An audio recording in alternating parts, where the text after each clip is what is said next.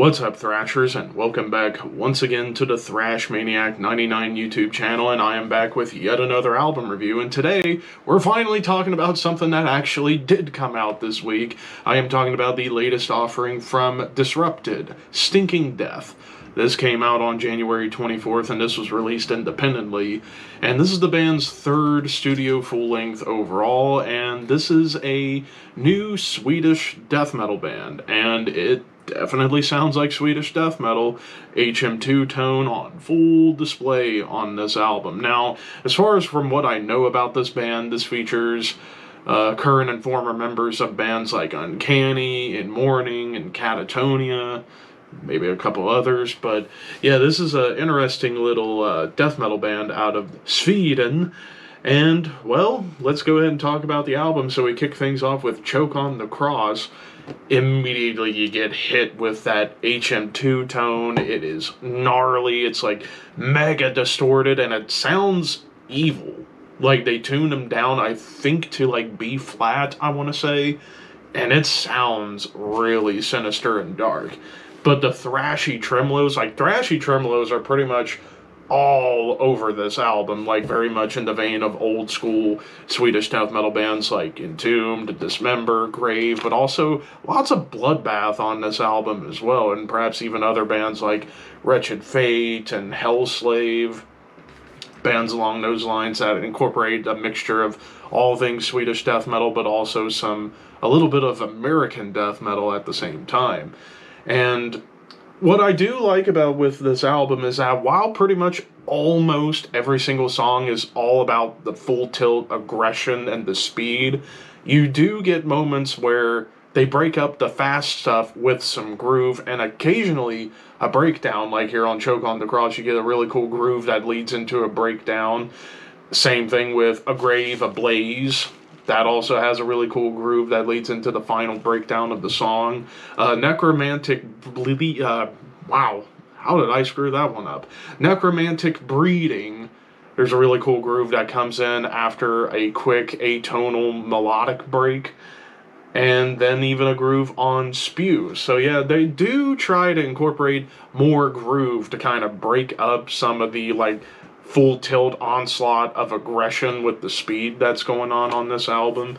But then you go into a track like Coffin Breath, where it gets a lot more punky, like more towards like Entombed and Dismember and Nihilist, like that more like punky D-beat oriented stuff that early Swedish death metal is known for. You get that a lot on Coffin Breath, but even on A Grave Ablaze, you get a lot of those like punky D-beat moments, although that song starts off with a Morbid Angel tremolo, or not tremolo, but a melody, and it's like very doomy before it gets into like the more punky, groovy stuff. True Death, this one definitely goes for the throat when it comes to like bloodbath worship with the evil tremolo melodies and blast beats. So this was the first track to include a blast beat, and blasts don't really pop up too often. They only pop up on True Death, Vile Impalement, and Spew. So only a few tracks have blast beats, which is, I always love a good blast beat. But Vile Impalement, the tremolo riff that starts this track off stands out among all the other tremolo riffs. It just sounds even more putrid and more gnarly sounding. Even there's a harmonized tremolo section that I thought was really cool. And then into Necromantic Breeding, you know, you get back to the more straight up like thrashy tremolos that you get in a lot of classic Swedish death metal. And then you go later on into tracks like Deflesh the Dead, Spew, and the title and the closing track, Graveyard Torment, just continuing to just bear into your heads that these thrashy tremolos are not to be messed with. But as far as like standout moments, not a whole lot about this album stood out. It just, like the entire thing, it just goes for the throat in terms of like thrashy aggression. But I will say, one song that stands out above all is the song Funeral Vomit. The longest track of the album at 6 minutes. It is a straight up death doom song. Like, the doomy melodies, it almost feels symphonic at times, even though it's not. But it just feels more grand and more evil, more sinister, more occult-like. It just sounds that much more darker overall, and there's some like awesome, chuggy, doomy riffs, and even some really cool like horror movie synths come in towards the end to kind of like add on top of this evil atmosphere.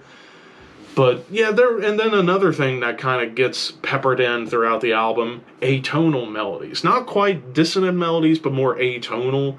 Like I would say, you know, Coffin Breath, Vile Impalement, Necromantic Breeding, all have atonal melodies that just kind of add more to this like dark, murky cauldron of Swedish death metal.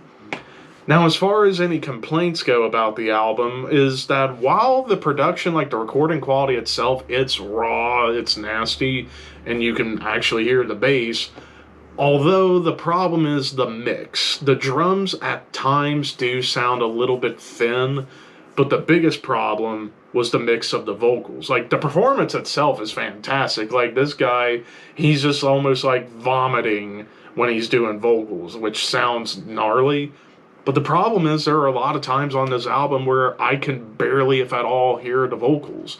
Like, most apparent on Choke on the Cross, the opening track, yeah, the vocals are vicious, but they're buried underneath everything else. While I love hearing the instruments get some shine, I also want to be able to hear the vocals too. And you can barely hear them across the board on this album, which sucks. So the mix does suffer for that.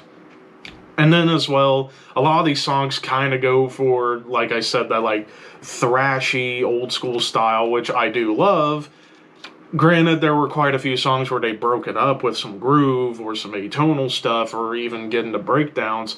I do wish that some of these songs could have started off with a little bit more build. I would say that was another complaint I had. But overall, for the album itself, this is good. I'm going to give this 3 out of 5. I think this is a good, solid album. It's just the mix does kind of suffer a bit on here, as well as some of these songs, the way they start off, they just start off too similar.